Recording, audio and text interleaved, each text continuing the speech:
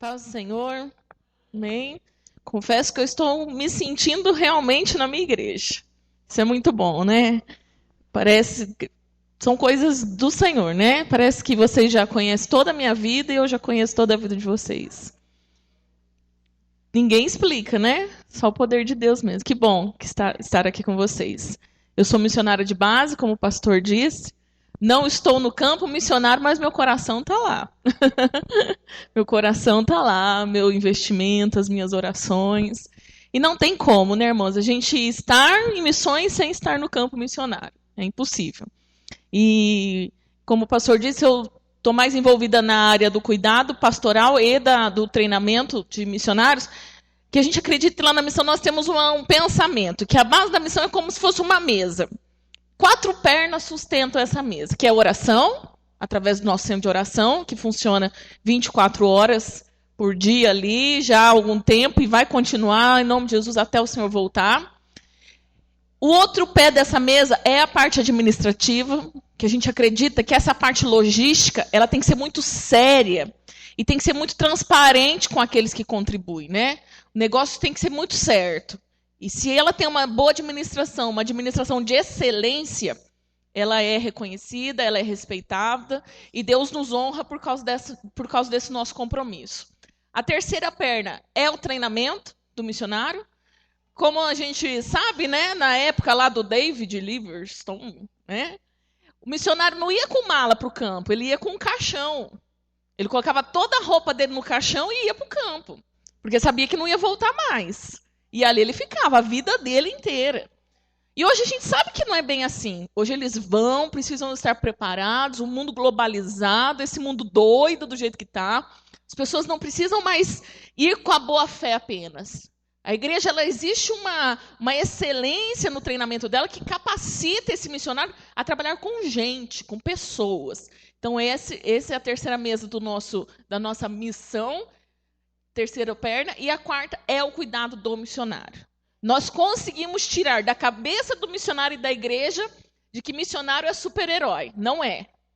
Missionário é homem de carne e osso, que chora, que sofre, que passa por angústia, que passa por preocupações, que familiar morre, que fica sem dinheiro, e que tudo isso gera angústia. Não gera no seu coração?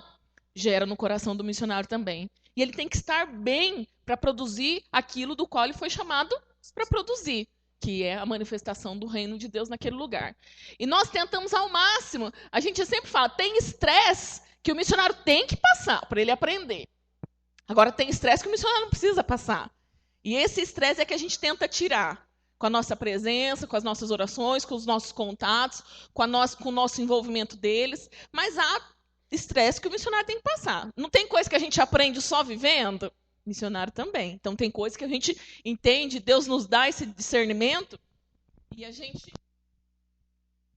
Alô? Tá todo mundo ouvindo? Ah, agora eu tô. E tem coisas que ele tem que passar. E nós entendemos perfeitamente quando Deus fala, não faz, a gente não faz. Deixa ele passar, às vezes a gente sofre. Tem coisas que fogem do nosso controle, né? Por exemplo, o terremoto lá no Chile. Não tínhamos como tirar o missionário daquele estresse. Durante 4 dias nós ficamos sem notícias dos nossos missionários. Não sabia se estava morto, se estava vivo. Ficamos 4 dias sem dormir, sem comer direito, sem viver. Vivendo com a nossa cabeça, com as nossas emoções no Chile. Quando a gente fechava os olhos, a imagem que vinha era que os nossos missionários estavam debaixo dos escombros. Era só isso que a gente pensava. É um estresse que não nos foi, né? Não temos esse poder de tirar. Então, são situações que eles vão passar, infelizmente, né? No Japão também, nós tivemos essa situação, missionários nossos sofreram muito lá, tanto que no começo do ano nós tivemos, no final do ano passado, nós tivemos que trazer uma missionária. Ela ficou muito abalada, trouxemos ela ficou um período aqui e depois ela voltou e está muito bem, graças a Deus. Então, esse é um pouquinho do nosso trabalho ali na base, né? E estamos aqui. Eu fiquei muito feliz desse aniversário de igreja ter esse culto tão significativo, né, irmãos? Porque a igreja que não faz missões, ela pode ser qualquer coisa, menos igreja. Ela é um clube social, ela é um encontro de amigos, ela é um lugar onde as pessoas vêm para se sentir bem, mas ela não é igreja. Porque a igreja, de verdade, ela faz missões. Porque ela foi instituída aqui para isso, para manifestar o amor de Deus aos outros. E se não somos capazes dessa manifestação, nós não somos igreja. E que esse ano que vem, para essa igreja, venha com muito trabalho missionário para vocês. Ô, irmã, achei que você ia mandar sossego para nós, de jeito nenhum. Trabalho, trabalho. Porque trabalhar para o Senhor é a melhor coisa do mundo, irmãos. Eu sou prova e provo isso todos os dias. E nós temos que trabalhar para o Senhor mesmo. Amém? E eu quero falar um pouquinho sobre trabalho para vocês, né? Mas antes, pastor, se a Bruna não pode ir lá para Miranda não, viu? Se ela for, o povo não deixa ela sair de lá. Que a cara de índia, né? Tá uma perfeita índia. Não vá para Miranda desse jeito, senão o povo não deixa você sair. A FUNAI não deixa você sair de lá, não. Vou falar que nós estamos contrabandeando índio. Abra a sua Bíblia comigo em Romanos, capítulo 14. Hoje eu vou pegar um pouquinho no pé de vocês, mas amanhã eu prometo que eu não vou pegar, tá? Só hoje. Não falte no culto amanhã, não. Romanos, capítulo 14. A partir do versículo 8.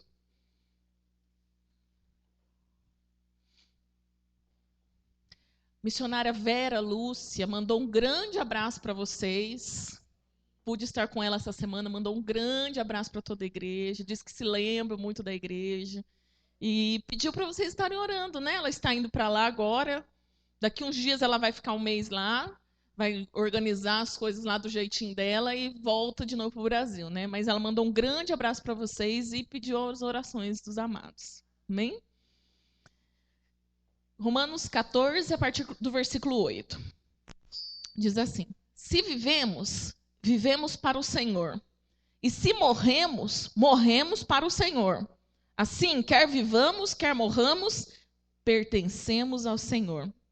Por esta razão, Cristo morreu e voltou a viver, para ser Senhor de vivos e de mortos. Portanto, você, por que julga seu irmão? E por que despreza seu irmão?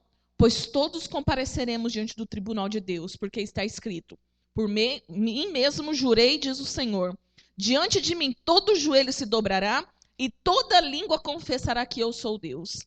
Assim, cada um de nós prestará contas de si mesmo a Deus. Portanto, deixemos de julgar uns aos outros. Em vez disso, façamos o propósito de não colocar pedra de tropeço ou obstáculo no caminho do irmão. Como alguém que está no Senhor Jesus, tenho plena convicção de que nenhum alimento é por si impuro, a não ser para quem assim o considere, para ele é impuro. Se o seu irmão se entristece devido ao que você come, você já não está agindo por amor.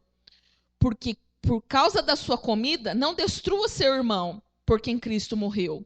Aquilo que é bom para vocês não se torne objeto de maledicência. Pois o reino de Deus não é comida nem bebida, mas justiça, paz e alegria no Espírito. Aquele que assim serve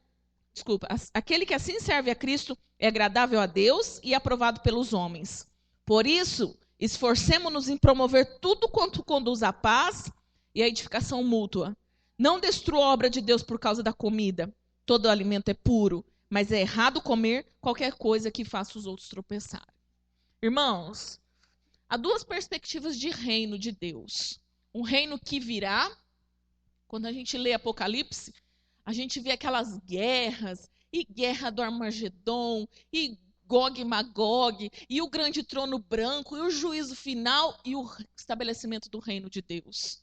Esse é um reino que virá, quando tudo que foi dito acontecer, todas as profecias se concretizarem, como foi dito, e a palavra mesmo diz, quando todo joelho se dobrar, quando toda língua confessar, aí vem o reino de Deus sobre a terra, do qual nós reinaremos junto com Cristo Jesus. Mas existe uma outra perspectiva de reino, que é um reino que já chegou. Chegou com Cristo Jesus. Quando Cristo Jesus veio, ele veio estabelecer um reino de paz, de alegria, de gozo no espírito, de edificação, de devoção, de gratidão, de adoração. Não foi isso que Jesus veio nos ensinar? Mas, muito mais do que uma vida de devoção, Jesus veio estabelecer a a regeneração de todo esse mundo para Deus de novo. Quando Deus criou o mundo, tudo era perfeito. Veio o pecado, destruiu tudo. Precisou vir Jesus, o sacrifício da cruz, para nos levar novamente para Cristo, para Deus. Esse é a primeira vinda deste reino, do qual nós fazemos parte. E quando Jesus veio para a manifestação deste reino, as pessoas não viam um rei. Tanto que foi a maior decepção do momento, né? Esperava-se um rei poderoso que assentasse no trono, que guerreasse, que mandasse o povo ir para a guerra contra Roma. E não! Veio um reino completamente diferente do que aquilo que eles esperavam. Um reino de paz, um reino de justiça, um reino de que bem-aventurado é aqueles que choram, um reino de que bateu numa face, ofereça outra, de humildade, de sacrifício, de compaixão, de entrega. Um reino completamente diferente. Mas para que tudo que havia se perdido fosse restaurado, resgatado, renovado de novo para o Senhor Jesus, para Deus. Irmãos, Jesus ele nunca nos explicou muito bem como era este reino que ele veio estabelecer. O que sabemos é que através das palavras dele, das ações dele, pessoas se convertiam, pessoas eram curadas, pessoas eram restauradas, aquele que era mendigo não era mais mendigo, aquela que era doente não era mais doente. Houve uma regeneração daquela terra, daquele tempo. E ainda assim, hoje nós só estamos aqui porque ele veio. Hoje eu só estou aqui porque ele veio e me resgatou das trevas. Me tirou do lamaçal do pecado do qual eu estava e me trouxe para a luz. O reino chegou para mim. A manifestação da glória de Deus chegou para mim. E creio que chegou para você também. E aí nós vemos que o reino ele foi manifesto lucidamente aos homens através das ações, das palavras e do amor de Jesus. O reino chegou naquele lugar através da pessoa de Jesus. E ele sempre comparava o reino à semente, à mulher que cozinha o pão, ao semeador que sai para semear, e nos coloca várias ilustrações do cotidiano daquela época para nos mostrar que reino era esse do qual ele vinha manifestar. E aí em Lucas, nós vemos, Lucas 17:20, que este reino não é um reino visível. Ninguém viu o reino de Jesus até que ele fizesse visível pelas próprias ações dele. Ações de compaixão. O reino ele se torna visível através da compaixão. Outra coisa em 1 Coríntios 4:20 é que nós percebemos que este reino ele não consiste em palavras, mas é um reino de poder. Fala-se pouco, mas a ação é maior. O poder do Espírito é que atua neste reino. Em Lucas 18:16 diz que este reino não são dos grandes, não são dos poderosos, não são dos que têm mais, mas eles são dos pequeninos. São daqueles que são humildes, daqueles que possuem um coração contrito. Deles é o reino. E Lucas 17:21 diz que este reino está em nós. Amém? O reino está em você? Jesus está em você? A manifestação deste reino tem que fluir de nós. Em Lucas 21:31 e Marcos 1:15 diz que este reino está perto de sua manifestação completa. Aí você fala assim, mas este reino chegou ou não chegou? Nós temos um autor que ele faz um trocadilho muito interessante. É um reino do agora, mas ainda não. Nós desfrutamos de uma regeneração, não desfrutamos? Mas ainda ficamos doentes, ainda passamos por problemas, ainda somos atribulados, porque esse reino ainda vai chegar. Ele já chegou, mas ele vai se manifestar de forma plena lá no final dos tempos. Mas ele já chegou para mim. Amém? E para você? Já chegou? Irmãos, e esse texto de Paulo nos fala sobre este reino. Estava havendo uma confusão na igreja sobre o que podia comer e o que não podia comer. Pode comer isso? Pode. Não, não pode porque é pecado. E uma confusão com coisas secundárias, com coisas que não eram prioridades para a igreja naquele momento. No nosso contexto, seria mais ou menos assim, pode comer carne na Páscoa? Na sexta-feira da Paixão? Pode. Não, não pode, porque é pecado. Pode, não pode. Pode, não pode. É mais ou menos isso. Vamos pintar essa igreja. Metade da igreja quer que pinte de verde, metade da igreja quer que pinte de azul. Que cor que nós vamos pintar? não estava havendo um consenso entre aquele povo. E aí Paulo teve que ser muito duro com eles, chegar numa conclusão bem séria com eles. Pessoal, parou. O que vocês estão fazendo não é a manifestação do reino do qual vocês foram chamados. Vocês estão se preocupando com coisas secundárias e se esquecendo do primordial, que é a manifestação do reino de Deus. E aí ele nos mostra como deve ser essa manifestação. É um reino de paz, é um reino de justiça, é um reino de confiança, é um reino de amor, é um reino de compaixão. Aí você me pergunta assim, mas o que eu tenho a ver com tudo isso, né? O que eu estou fazendo ouvindo isso? O que você tem a ver é que você foi chamado para manifestar este reino aqui e agora. Quando nós falamos de missões, irmãos, a primeira coisa que vem na cabeça é a África, agora é o Haiti, né, que está no coração da gente batendo mais forte, é a China, é a Coreia, isso tudo é missões. E tem que estar realmente no nosso coração. Mas pensa comigo, se eu não consigo me compadecer daquela pessoa que está caída na minha rua, morrendo de fome, eu vou me compadecer dos haitianos? Não bate, não combina. Não dá a liga. Como é que eu consigo ignorar as pessoas que estão morrendo do meu lado e me preocupar tanto com as pessoas que estão lá fora? Irmãos, é consequência. Eu faço aqui para fazer lá. E eu não faço lá primeiro para depois fazer aqui. Não é. A ordem não é essa. A ordem é aqui e depois lá. E essa igreja, essa palavra eu trago para vocês, irmãos, porque eu sei que daqui não sairão todo mundo para as nações. Todo mundo aqui vai para as nações? Não vai. Porque se todo mundo fosse para as nações, quem que ia sustentar? Não ia ter sustento lá, porque está todo mundo lá. Aí a gente ia ter que se matar lá no campo para ganhar sustento, para trabalhar para ganhar almas lá. Irmãos, não é assim. Deus nos chamou para fazer missões, isso é claro. E não há desculpas. Tá? As últimas palavras de Jesus foram muito sinceras, como o irmão nos falou aqui. Sede minhas testemunhas, tanto em Jerusalém, como Samaria e toda a Judéia. Aí você fala assim, mas ele está falando que é para ser testemunha, não é para fazer missões. E missões é o quê, irmãos? É manifestar o poder de Deus. É testemunhar que Jesus é o Senhor. É mostrar para quem quiser e para quem também não quiser ver que Ele é o Senhor. E que um dia, querendo ou não, todo joelho se dobrará e toda língua vai ter que confessar que Ele é o Senhor. Porque quando chegar lá na hora, até os condenados que foram para o inferno vão se retornar e vão se dobrar diante do Senhor. Querendo ou não, vão se dobrar diante do Rei. Testemunhar, irmãos, é fazer missões. E é agora. O nosso tempo é agora, é aqui, não é daqui a um tempo. Não, eu vou fazer missões quando eu estiver mais velho, eu vou fazer missões quando os meus filhos crescerem, eu vou fazer missões quando eu casar. A gente dá desculpa por mil desculpas. Mas não tem desculpa.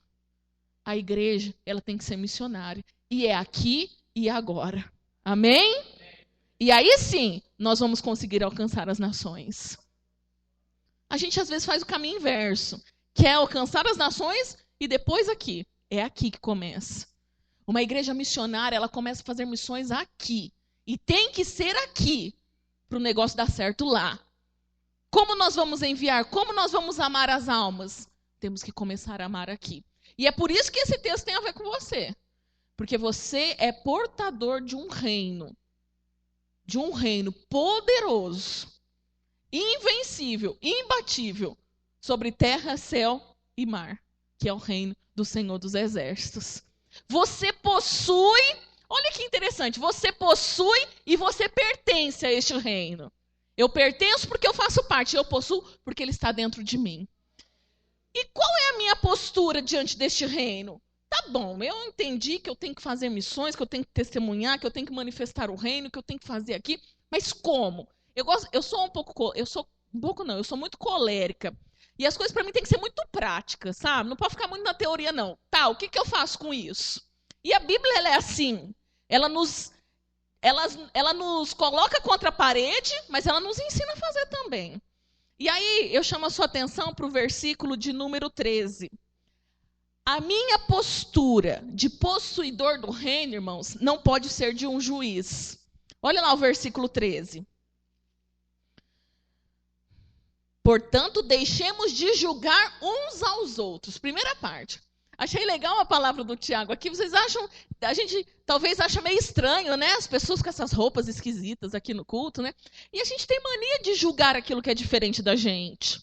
Só contando um caso do pastor Ayrton, ele foi lá para a África, né? Lá em Angola. E lá, gente, o culto dura em média 5 a 6 horas um culto.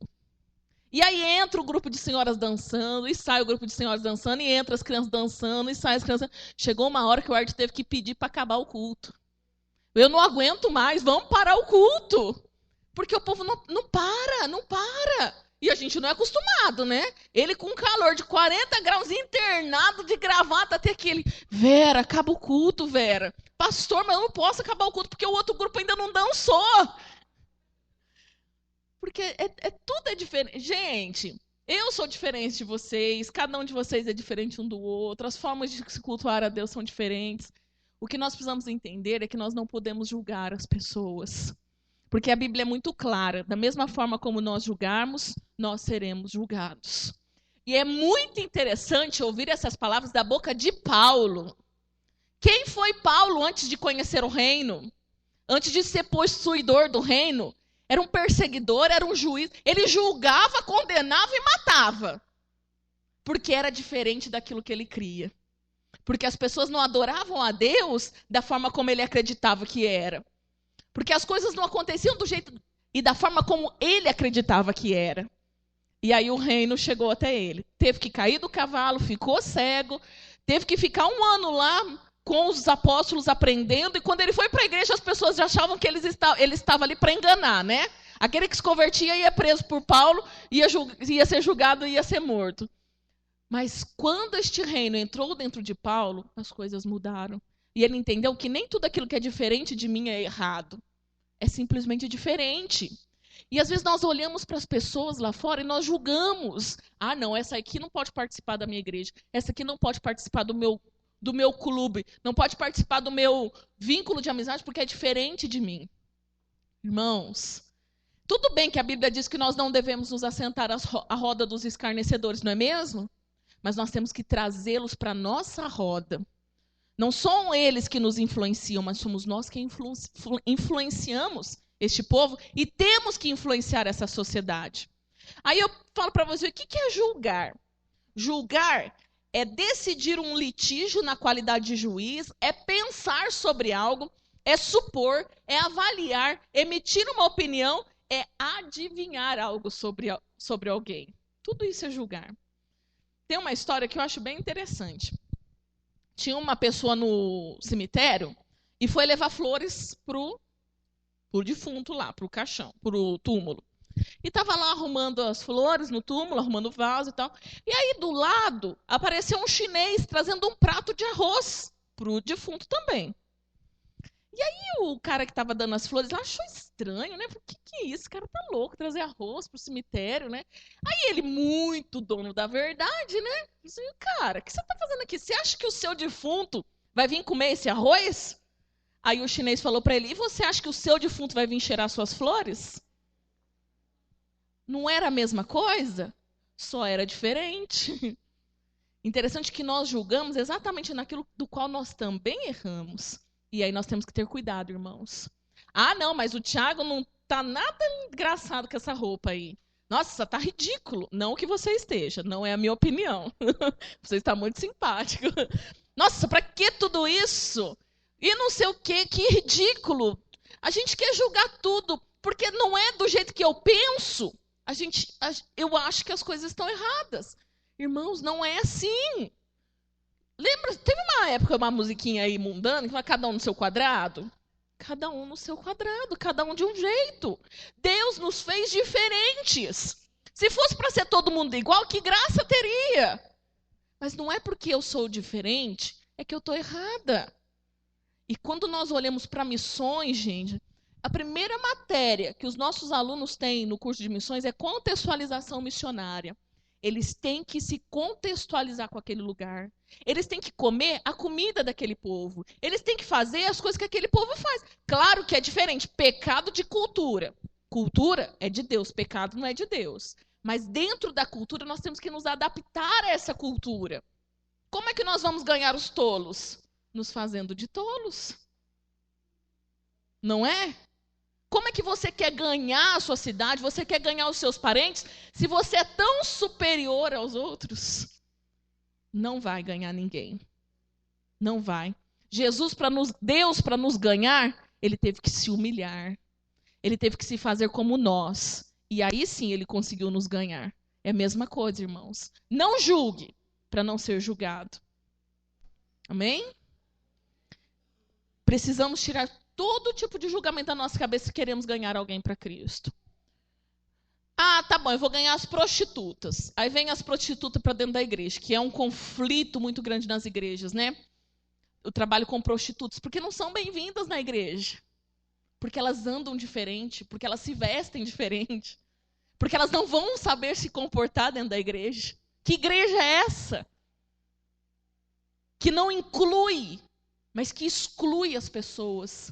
Que tipo de crente nós temos sido? Do qual nós temos que incluir. Jesus rejeitou a prostituta? Jesus rejeitou o leproso, o doente? O endemoniado? Não, porque é um reino de inclusão. Inclusão. E precisamos fazer com que essas pessoas se sintam incluídas neste lugar, ao ponto de não querer continuar nesse pecado. Porque nós não passamos a mão no pecado, não. Não compartilhamos o pecado. Mas nós temos que olhar a pessoa antes do pecado. O pecado, Deus resolve. Agora, amar essa pessoa é problema nosso. E elas têm que se sentir amadas por nós. Porque quando elas entrarem aqui, elas não vão ver Jesus. Elas vão ver quem? Eu e você. E depois é que elas vão ver Jesus. Se é que nós vamos mostrar Jesus para elas. Se a gente não mostrar, elas não vão ver. Amém? Segunda coisa. Como um possuidor e um pertencente ao reino de Deus, eu tenho que ser um agente de transformação. Um agente transformador. Lá no versículo 17. Pois o reino de Deus não é comida nem bebida, mas justiça, paz e alegria no Espírito. Paulo, vou falar de Paulo de novo. Paulo, ele era uma pessoa que não passava desapercebida. O lugar onde ele estava, havia alguma coisa. Antes de se converter, as pessoas viam e o temiam, e depois que ele se converteu, as pessoas viam e queriam o Deus e o Jesus do qual ele pregava. Ele não passava despercebido por ninguém, ele não perdia uma oportunidade. Todos do qual ele encontrava, convertia-se ao Senhor Jesus. Isso foi lá em Bereia, lá em Tessalônica, em Corintos. Gente, Corintos é uma história muito interessante, porque ele acabou com a cidade. Acabou mesmo, ele destruiu a cidade. Corinto era uma cidade muito idólatra, né? E toda a economia da cidade girava em torno dessa idolatria. As pessoas iam lá para adorar os deuses, compravam as imagens, e isso ia girando a economia daquele lugar. Aí quase todo mundo se converteu. O que aconteceu com a economia? Acabou com a cidade, porque as pessoas se converteram ao Senhor Jesus. E aí a igreja primitiva causou um transtorno naquela região. Um transtorno. E nós, temos incomodado? Nós temos feito a diferença ou nós estamos iguais? Hoje é meio moda, né, ser evangélico. Hoje está meio no ibope ser evangélico. Mas nós temos que ser o evangélico segundo a igreja primitiva. Crentes que pregavam a verdade com amor, mas que pregavam a verdade. E aí nós vemos nos nossos dias atuais que as pessoas, irmãos, elas estão querendo algo para satisfazer o coração delas. Aquele testemunho que o irmão do louvor deu é muito interessante. O que aquela menina quer? Ela quer alguma coisa que preenche o coração dela, qualquer coisa. Ah, é música gospel? Vem música gospel. As pessoas, elas estão carentes, elas estão sedentas. E é por isso que existe essa onda, essa catástrofe social no nosso país, que são as drogas, que são a prostituição. E o que é isso? Carência. A busca de algo que venha saciar a minha alma, que venha me preencher. E a igreja sabe o segredo desse preenchimento. Nós, irmãos, e isso é da boca do mundo. E eu ouvi, há 2 anos atrás, é a boca do mundo, que só a igreja consegue cuidar do homem integralmente. Só a igreja consegue cuidar do corpo, da alma e do espírito do indivíduo. Mas nós não estamos fazendo. Por que o governo não faz? É problema do governo. Por que a prefeitura não faz? Por que eles não fazem? Sabe por que eles não fazem? Porque é responsabilidade nossa. Nós fomos chamados para cuidar das pessoas. Nós estamos aqui porque um dia nós precisamos de cuidado. E encontramos aqui. Fomos incluídos aqui. Mas as pessoas, elas estão precisando exatamente daquilo que o reino propõe: alegria, paz e justiça. Vocês concordam comigo? Ou vocês não estão gostando, ou vocês estão bravos comigo. Eu estou pregando a palavra. Está escrito aqui. Não é isso que o mundo está precisando, irmãos? E nós temos o segredo. Nós temos a solução deste problema em nossas mãos. E precisamos fazer. Hoje aconteceu um fato muito interessante. Vindo para cá, eu vim de ônibus com o Pedro. E o ônibus estava bem cheio. E eu falei assim, ai, meu pai, como que eu vou vir com o Pedro no colo, né? Porque não dá para pagar duas, não tem lógica pagar duas passagens, né? Como que ele vai vir no meu colo e tal, tal. Aí teve uma confusãozinha assim no ônibus. O lugar dali, o lugar daqui. Eu sentadinho com o Pedro ali, né? Aí o rapaz do último banco tinha que sentar no banco da frente. Aí o motorista veio e falou assim, você tem que sentar no seu lugar. Então ficou 2 poltronas atrás vazias. E aí entrou um senhor e falou assim, eu não sei o que aconteceu. Ele saiu de um ônibus, veio para o nosso ônibus e sentou na última poltrona. Aí eu falei assim pro motorista, será que eu poderia trocar de lugar com ele, para eu sentar na última poltrona? Aí o motorista falou assim, pode.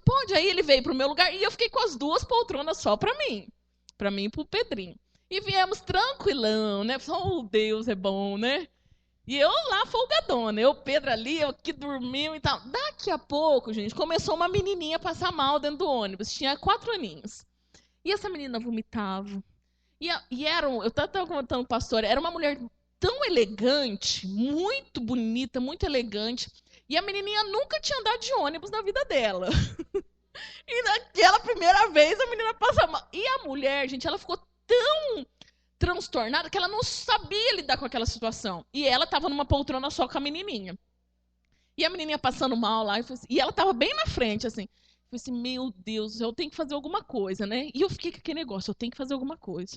Eu tenho que fazer alguma coisa. Eu sou portadora do reino, né? Como que eu vou pregar hoje na igreja se eu não consigo fazer nada, né? Mas não só porque eu vou pregar aqui, mas é porque é uma prática da minha vida. E eu tenho que fazer. E eu demorei para entender o que eu tinha que fazer naquela hora. Porque o que eu ia fazer, né? Menina passando mal. Aí ela deu outra crise lá, a mãe veio pro banheiro, pegou os papéis, eu já sei. Eu fui no banheiro, peguei um monte de papel, peguei uma toalhinha que eu tava lá. Aí eu coloquei no colinho da menina, fui arrumando. Aí a mãe olhou para mim, gente, mas parecia uma criança que tinham, sei lá, perdido a mãe ali, a mulher. Ela estava tão perdida.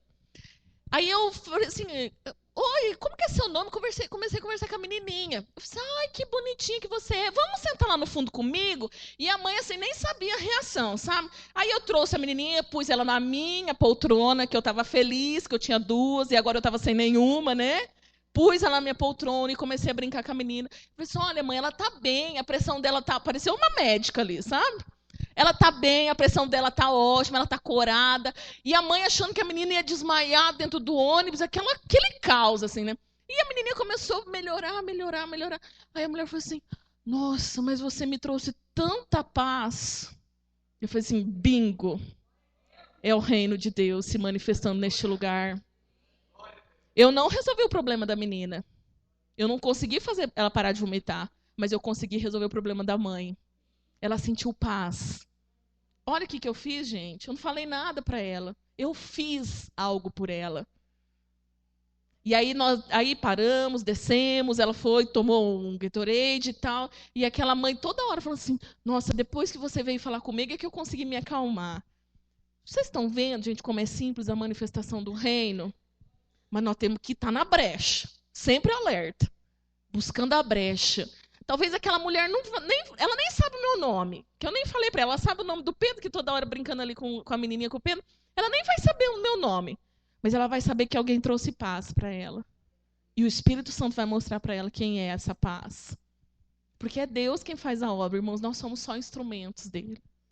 Existe uma tribo lá na Amazônia, E está tendo uma crise de suicídio lá terrível entre os jovens de 15 a 21 anos.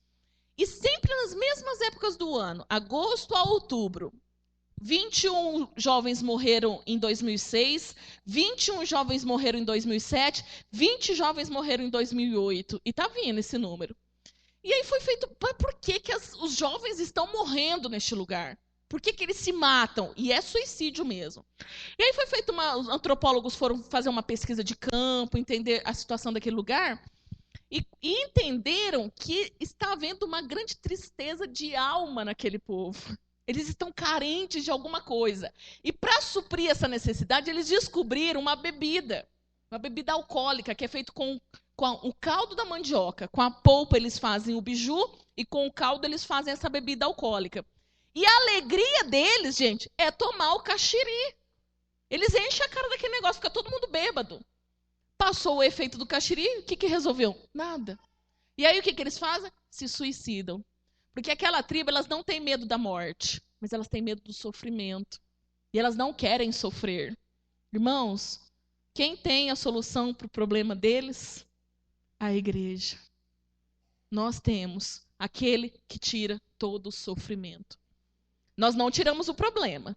Se eu pudesse tirar o problema, eu teria tirado o meu, né?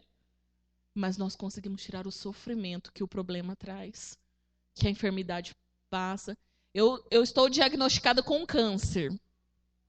Aí as pessoas, quando vão me visitar, nossa, você está com câncer, mas você está tão bonita, mas você está tão alegre, mas você não parece que está doente.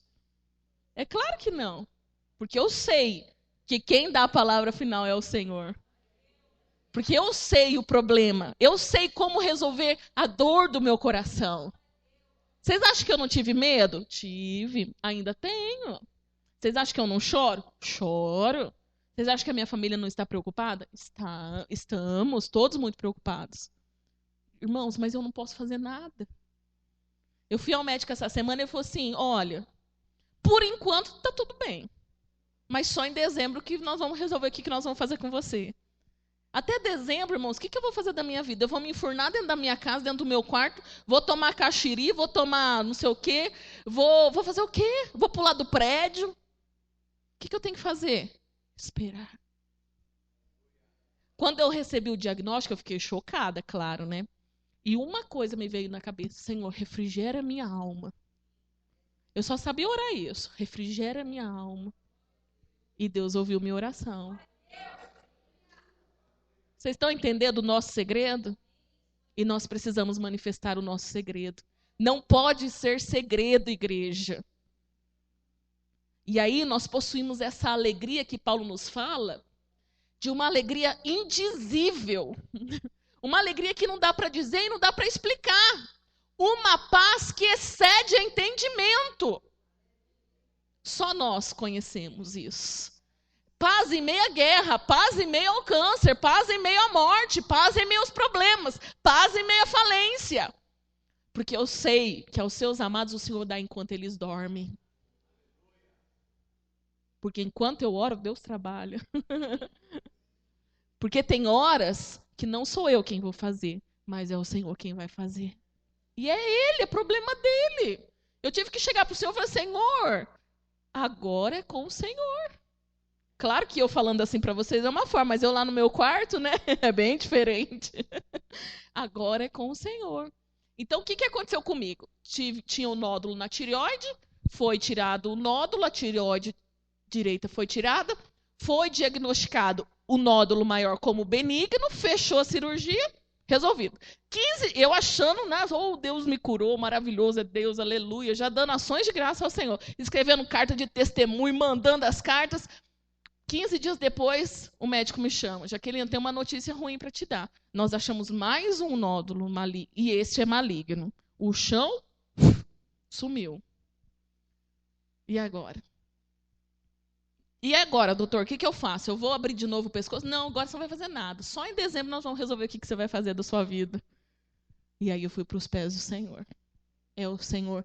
Irmãos, as pessoas do mundo, das nações, as pessoas daqui dessa cidade, eles precisam entender que não é isso que está se pregando na televisão que Deus tem que te curar, que Deus tem que fazer, porque Deus tem que te dar uma casa nova. Não tem nada disso.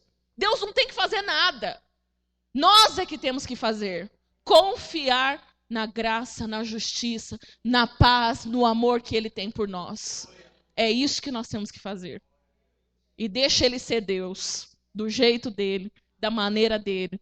Porque os pensamentos que Ele tem acerca de nós são maiores do que o nosso. Amém? Isso é o reino entre nós. Isto é a manifestação do reino. Dentro da igreja, começar dentro de mim. Porque Ele está em você. E Ele precisa se manifestar através da sua vida. Amém? Aí nós nos apegamos. Ah, Senhor, mas como é que eu vou fazer? Né? Como que eu vou evangelizar? Eu não sei falar. Eu não sei falar de Jesus.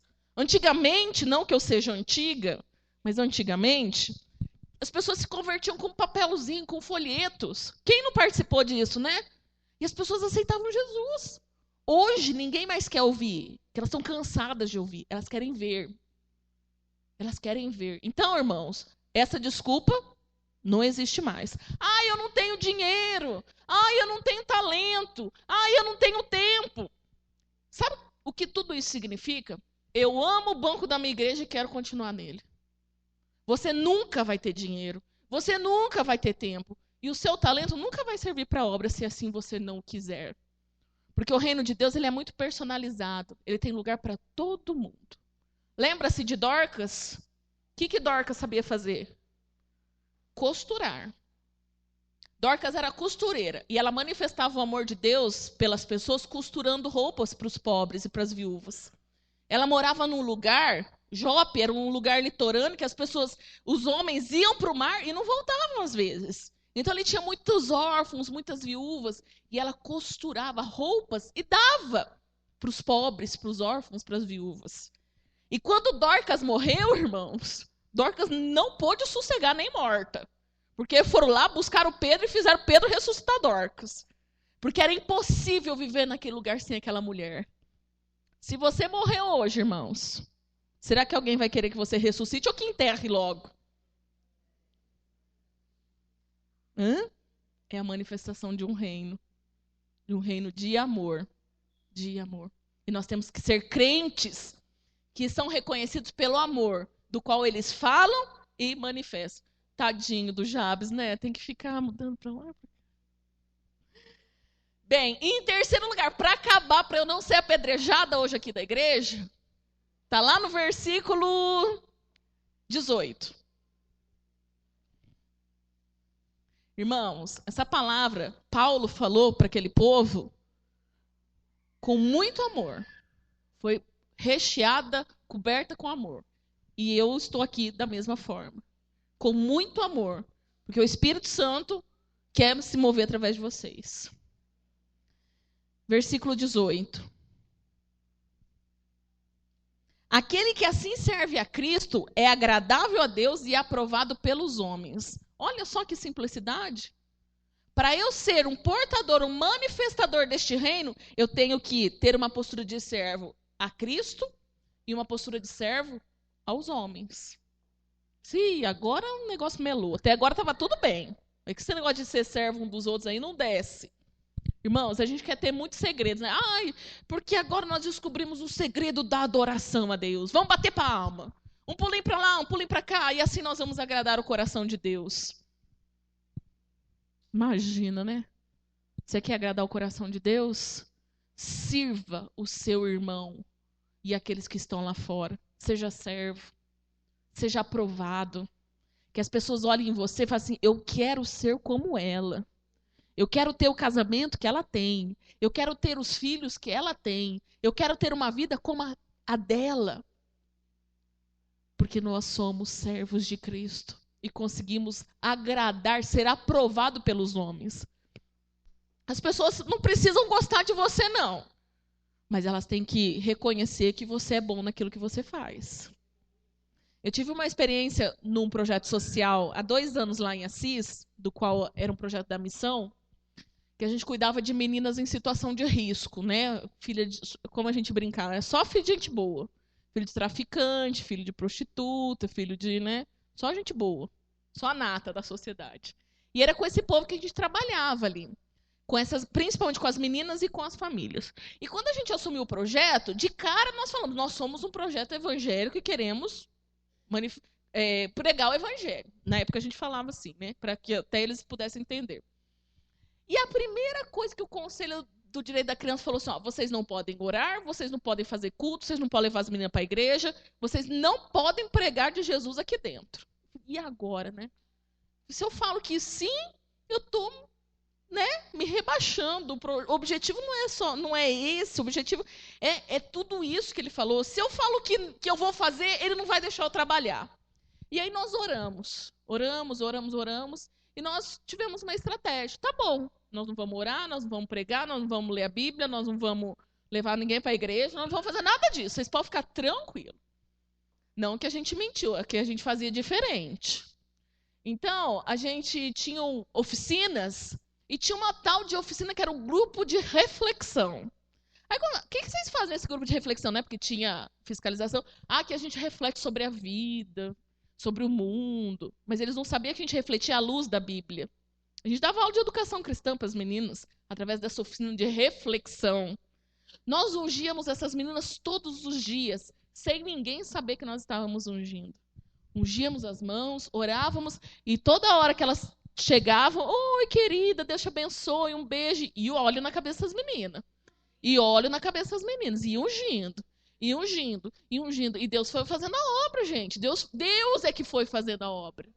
Deus é que foi agindo nos corações. E aí, o que acontecia? Ô tia, a minha mãe falou que eu não posso virar crente nunca na minha vida, porque toda a minha família é católica e eu tenho que morrer católica. E eu engoli, né? Falei, e agora, né? Falei assim, olha, interessante, sua mãe falou tudo isso? Então você tem que obedecer a sua mãe. Porque a Bíblia diz que nós temos que honrar pai e mãe. Eu falei isso de manhã. À tarde, a mãe da menina me ligou. Eu falei, ixi, é agora. Falei assim, olha, Jaqueline, eu estou muito feliz pela resposta que você deu para minha filha.